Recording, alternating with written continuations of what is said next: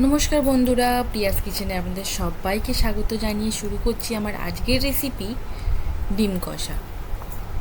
আমি একটা পাত্রে পরিমাণ মতন জল দিয়ে 5টা ডিম দিয়ে হাফ চামচ নুন দিয়ে 6 থেকে 7 মিনিটের জন্য গ্যাসের ফ্লেম হাই করে সিদ্ধ করে নেব। ডিমগুলো সিদ্ধ হয়ে গেলে ডিমের খোসা ছাড়িয়ে একটা ছুরি দিয়ে ডিমের গায়ে হালকা কাট করে নিচ্ছি, যাতে মশলাগুলো সব ডিমের ভেতরে ঢোকে।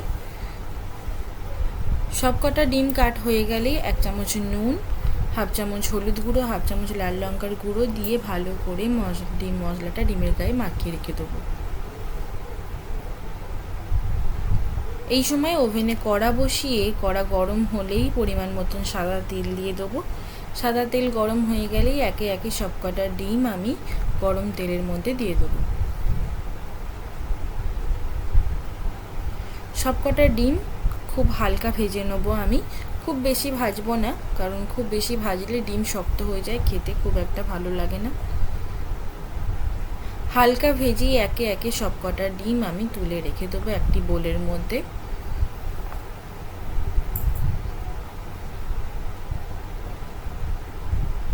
সবকটা ডিমই আমার তোলা হয়ে গেছে এবং ওই কড়াতেই দিয়ে দেবো পেঁয়াজ কুচি। পেঁয়াজ কুচিটা দিয়ে আবারও ভালো করে নেড়ে চেড়ে নেব। পেঁয়াজটা দিয়ে হালকা একটু ভাজা হয়ে গেলেই দিয়ে দেবো টমেটো কুচি। টমেটো কুচিটা দিয়ে আবারও ভালো করে নেড়ে চেড়ে একটু হালকা করে ভেজে রাখবো। হালকা একটু ভাজা হয়ে গেলেই ঠান্ডা করে পেঁয়াজ টমেটোটা একটা মিক্সিং জারে দিয়ে একটা মিহি পেস্ট বানিয়ে রাখবো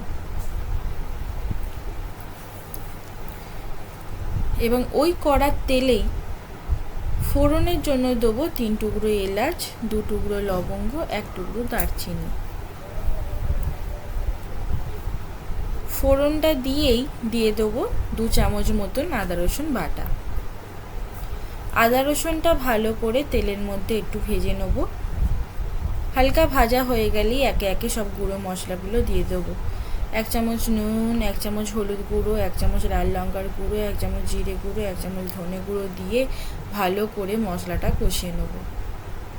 হালকা একটু মশলাটা কষানো হয়ে গেলেই দিয়ে দেব আগে থেকে যে পেঁয়াজ টমেটোর পেস্টটা বানিয়ে রেখেছিলাম সেই পেস্টটা দিয়ে আবারও ভালো করে নেড়ে চেড়ে মশলাগুলোর সঙ্গে কষিয়ে নেব খুব ভালোভাবে।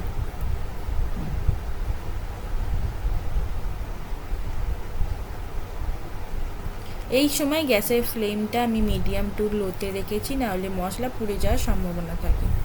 মশলা থেকে যখন একদম তেল ছাড়তে শুরু করে দেবে তখনই 2 চামচ মতন ফেটানো টক দই দিয়ে দেবো।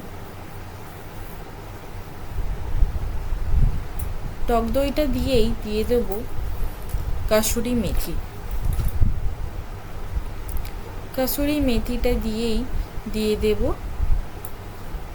মিক্সি ধোয়া জল।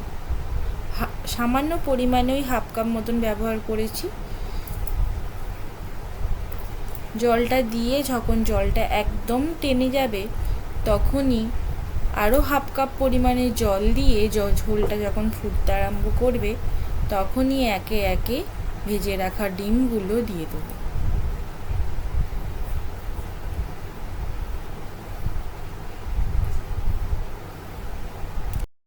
সবকটা ডিম দিয়ে ভালো করে গ্রেভিটার সঙ্গে একটু নেড়ে চেড়ে দেবো, যাতে ডিমের ভেতরে গ্রেভিগুলো একটু ঢুকে যায়।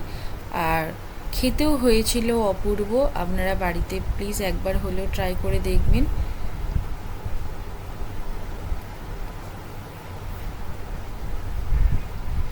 যাতে ঝাল ও নুনের স্বাদের ব্যালেন্স ঠিক থাকে তার জন্য আমি এখানে হাফ চামচ চিনি ব্যবহার করেছি, আপনারা চাইলে নাও ব্যবহার করতে পারেন।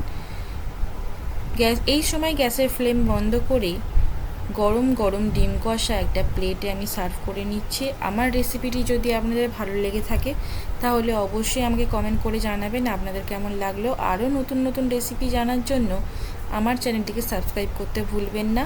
দেখা হচ্ছে পরের একটা নতুন কোনো রেসিপি নিয়ে।